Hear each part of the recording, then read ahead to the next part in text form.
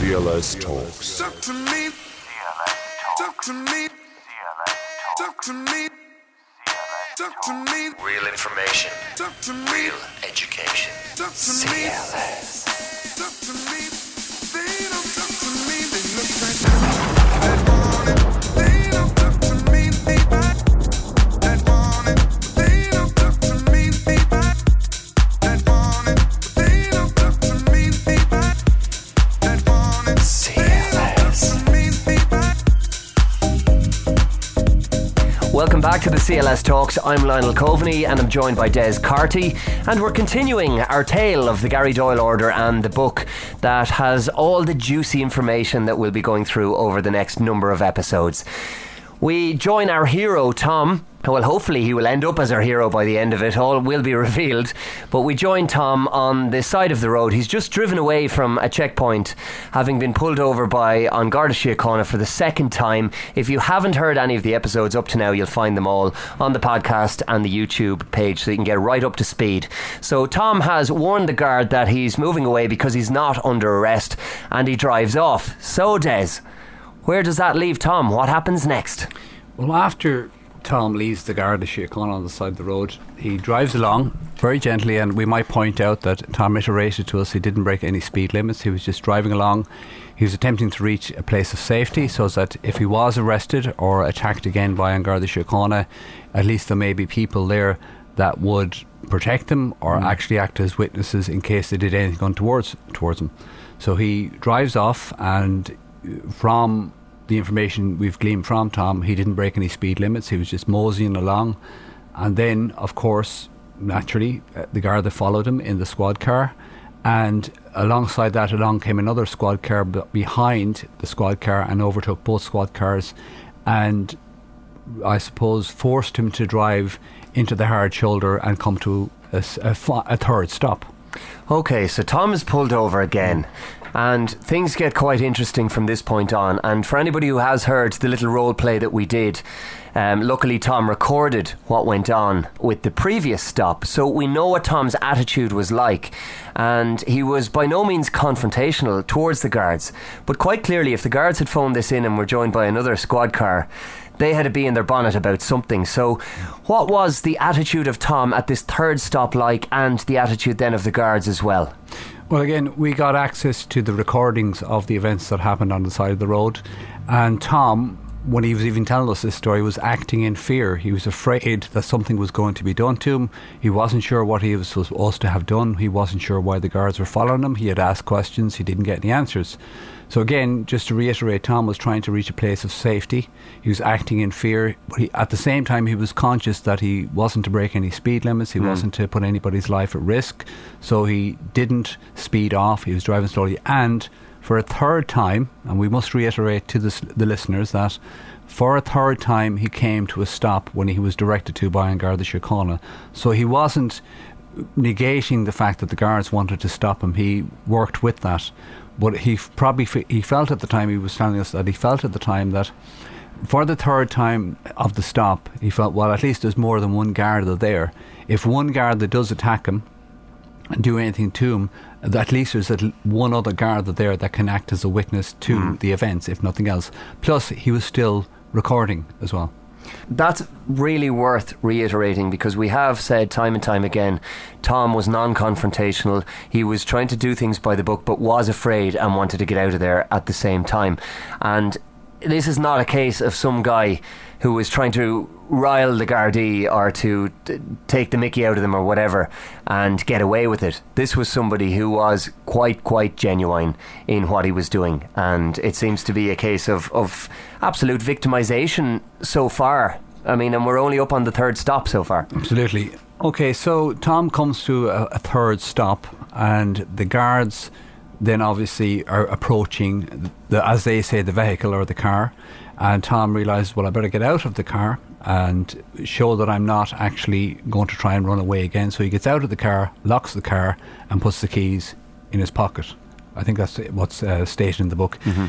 So they come up to him, and I think what they said, from what Tom said, they said, you're under arrest, so on and so forth, and they grab his hands in the front and they put the locks on him, and they take the keys out of his pocket.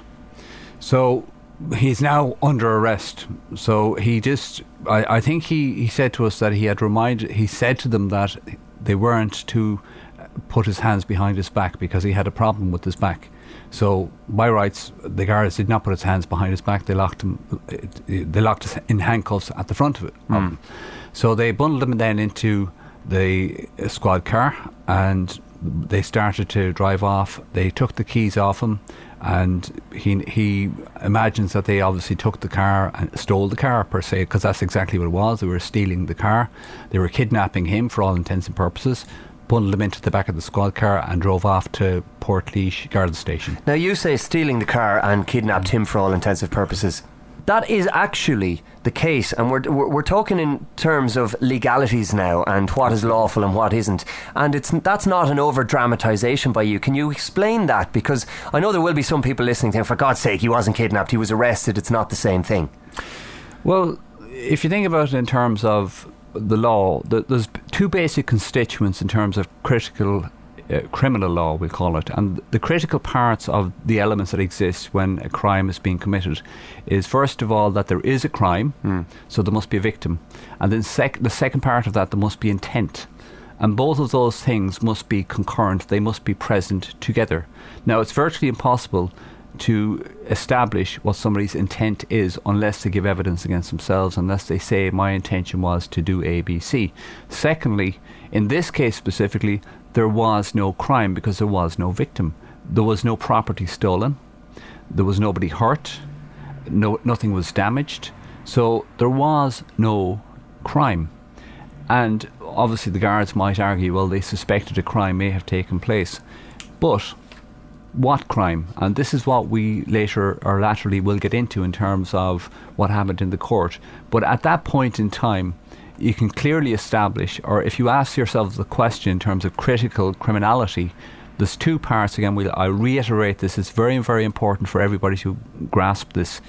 There's only two parts that have to be present when a crime apparently or allegedly is committed. One is the intent, and one is the act. The intent and the act. I think one is called mens rea and the other one is called actus reus in Latin terms. So the act and the intent, and they have to be present at the same time. Now, the example to expand upon that is, if you were sleepwalking and you committed a crime in your sleep, and the doctors per se could prove that you were asleep at the time, there was no intent, so there was no crime committed. Right. There may have been an act that was not lawful. You may have gone out and killed somebody, drove somewhere, done something like that. But if the doctors could demonstrably prove that you were, for all intents and purposes, asleep, sleepwalking per se, there was no intention, so they could not actually prosecute you with committing a crime. Okay, that's very, very important. And something else that's quite important is the European Convention on Human Rights. And we're going to have a quick look at Articles 5 and 6 because they relate to what we're talking about. The first one is Article 5, which is liberty and security. Page 30 in the book for those that are following the book. And I'll read it out here and make what you will of it. Article 5 provides that everyone has the right to liberty and security of person. Liberty and security of the person are taken as a compound concept. Security of the person has not been subject to separate interpretation by the court. Article 5 provides the right to liberty, subject only to lawful arrest or detention under certain other circumstances, such as arrest on reasonable suspicion of a crime or imprisonment in fulfilment of a sentence. The article also provides those arrested with the right to be informed in a language they understand of the reasons for the arrest and any charge they face, the right of prompt access to judicial proceedings to determine the legality of the arrest or detention, to trial within a reasonable time or release pending trial, and the right to compensation in the case of arrest or detention in violation of this article. So that throws up one immediate question that I feel I have to ask you, Des. What was Tom arrested for? Okay, obviously we've elaborated within the context of the book. He was arrested under the Road Traffics Act. I can't remember the year, but it's there obviously in the book. And there was different charges. Now, the initial grounding charge they had was one whereby they were alluding to a licence being not presented. So I'm not sure how they related that to what happened on the side of the road. Then they went on to further charge, to bring in further charges. This is not the grounding charge, but further charges. I think 6 or 7 other further charges in relation to tax, licence, insurance, not taking an order from a guard, so on and so forth. So they can read the details in the book. But the first initial charge was about the presentation or non-presentation of a licence, which is a nonsense, really.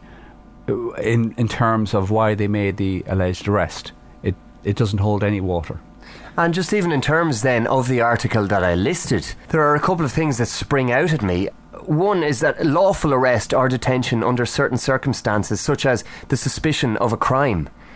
And what you're talking about there doesn't sound like anybody has committed any crime based on the criteria that you've laid out earlier for how a crime is ascertained. So immediately it looks to me like we've some kind of human rights violation. Am I correct in that summation? It's a very accurate summation, actually. Again, going back to the principles, as we alluded to earlier, of what a crime is, if you think about it critically again, was there damage to somebody's property that the guard could visibly see? Well, we know there wasn't. Well, if there was, it wasn't evident, and it was never brought to the fore in relation to the case and the charges that were brought against the alleged criminal, we'll call it. And secondly, was anybody hurt? Was anybody hurt in terms of on the side of the road?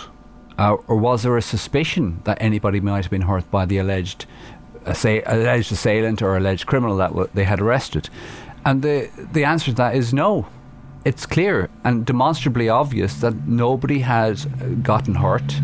There was no property stolen. There was no property damaged. And those basically, that's the criteria for even a suspicion of a crime. Article 6, the same convention, is essentially the right to a fair trial. And we'll get into that a little bit later on, because this does eventually come to trial. Something I think we should just, again, what I suggest to the listeners is to go back and read those specific articles. But there is one thing I think we should mention, is that you have the right to be told what you're being charged with, first of all. Okay. Yeah, that has to be made very, very clear in a language that you understand. So when a guard or a member in charge or a charging officer, wherever it might be, say, I'm charging you with such and such an act under the Road Traffic Act, blah, blah, blah, you can literally say to them, well, what does that mean? I do not understand what that means. And they have a duty of care as members of the Garda Síochána, as arresting officers, as members in charge, to explain to you in a language that you can understand. Now, neither of us are stupid people. There are not that many stupid people out there. What I would say, and I've always said this in terms of teaching somebody or showing somebody or trying to get information into somebody's head, is that it's only as good as the teacher. It's not about how stupid the man or woman is, it's how good the teacher is. So I would suggest that the reason the guards and the member in charge and all the other parties in relation to the Garda Síochána would not or could not explain this is more than likely because they do not understand these things themselves. Now, it could be a combination of ignorance and ego, perhaps. You know, you do what I tell you or else. But I would suggest that it's possibly the first part whereby they just do not know the law, which again asks another question: should they be members of the Garda Síochána if they do not know the law? Well, supposedly they're there to protect, serve and enforce the law to a certain degree at least. And how can you do that if you don't know it? Well, you say enforce law to a certain degree. I think all the guards that want to be guards should be part of their training that they go and do a law degree at the very least. Now that you mentioned degree, they should know the law. You cannot be, you do not have the empowerment to enforce the law if you don't know the law. How can you do that? And this is why perhaps this case fell so easily, relatively speaking. I know it was a hard slog to get to that point where it fell, but it did demonstrate one thing at the heel of the hunt, that the guards just did not know or have any cognizance or knowledge of the law at a level where they should know when they're actually standing beside somebody on the side of the road and arresting them.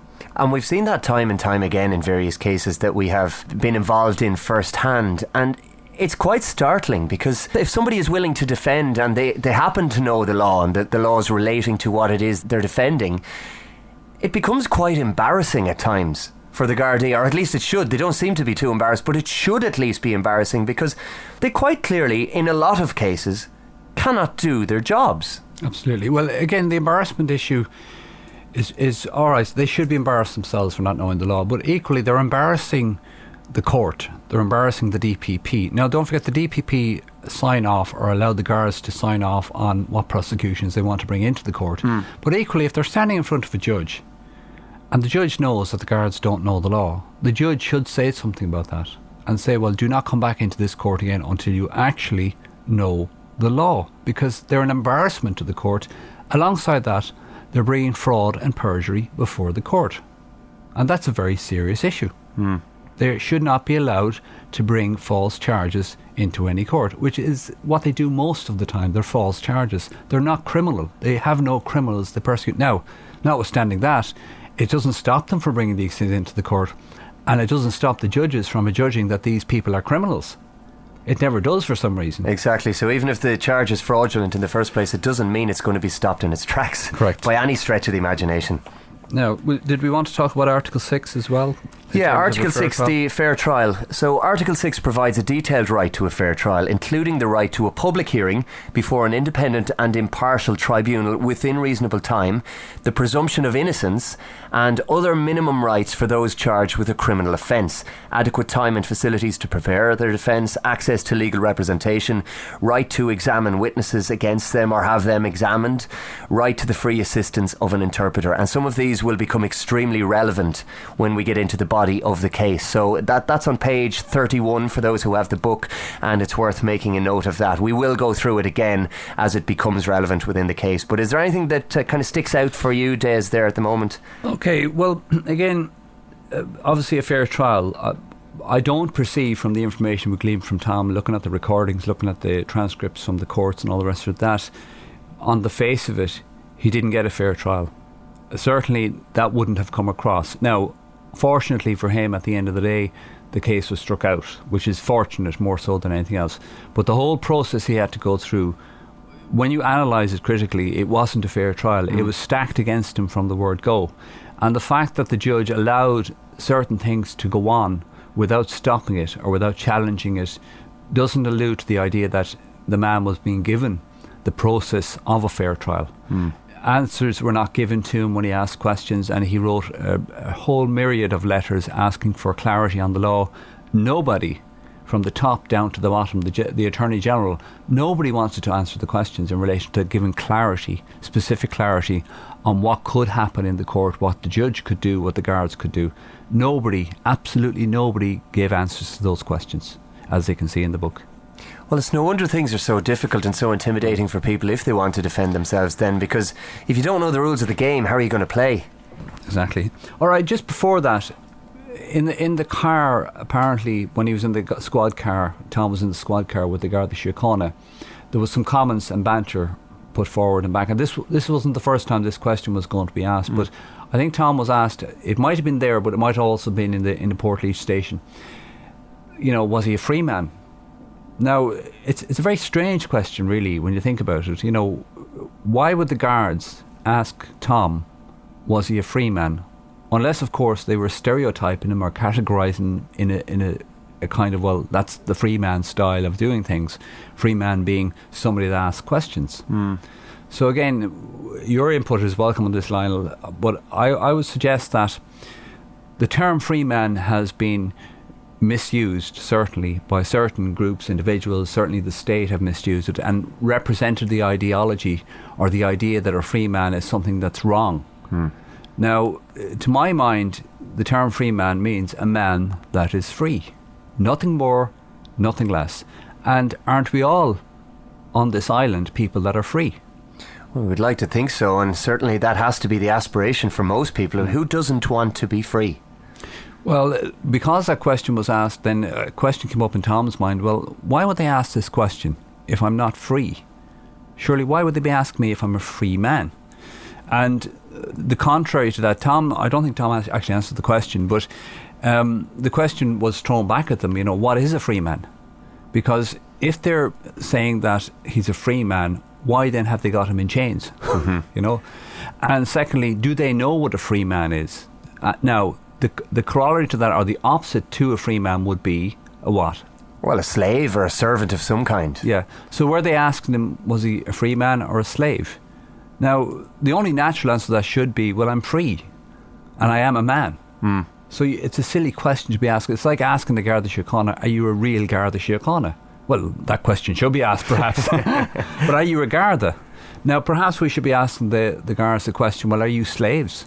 Well, it's a very interesting question, and it would be twice as interesting to hear the responses, bearing in mind what it is they do on a daily basis. Correct, yeah, absolutely. I mean, on a daily basis, I would suggest that most of the time they're meeting certain quotas.